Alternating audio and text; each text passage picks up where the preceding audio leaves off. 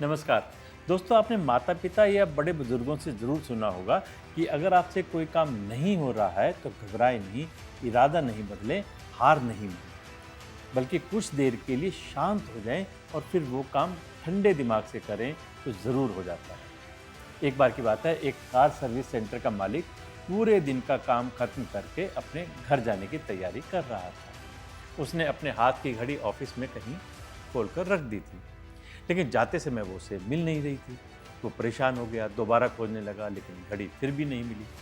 आखिर में थक हार कर उसने गैराज के सभी स्टाफ को बुलाया और कहा कि देखो, मैंने अपनी घड़ी खोलकर यहीं कहीं रखी थी, लेकिन अब मिल नहीं रही। तुम लोग मिलकर उसे ढूंढो, शायद कहीं मिल जाए। कुछ देर ढूंढने के बाद भी किसी को वो घड़ी नहीं मिली।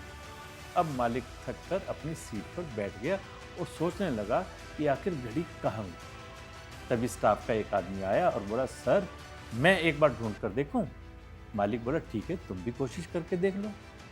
वो ऑफिस में थोड़ी देर शांत होकर खड़ा रहा, फिर कुछ कदम चलकर गया और घड़ी लाकर मालिक को दे दी। घड़ी देखते मालिक के चेहरे पर खुशी की लहर छा गई। उसने जेब से एक 500 रुपये का नोट निकाला और बोला, ये पैसे तुम इनाम समझकर रख लो, लेकिन ये बताओ, जो काम हमने इतनी देर में नहीं किया, कई लोगों के एक साथ जुटने के बाद भी नहीं हो सका, तुमने कैसे कर दिया? तो बोला, सर, मैंने सोचा कि ये घड़ी होगी तो यहीं कहीं आसपास, लेकिन उसे अंदाजे से कैसे ढूंढें, क्योंकि घड़ी तो बहुत छोटी होती है। फिर मैं एकदम शांत होकर कुछ देर खड़ा रहा और घड़ी की टिक टिक की आवाज़ सुनने लगा।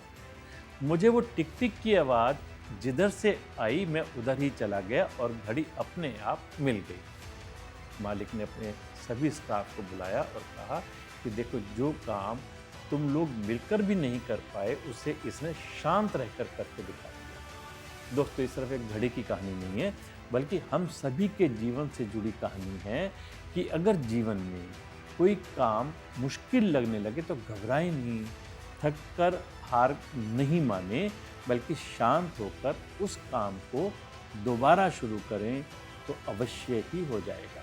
कहते हैं ना, चिंता की बजाय चिंतन करना जरूरी है। नमस्कार।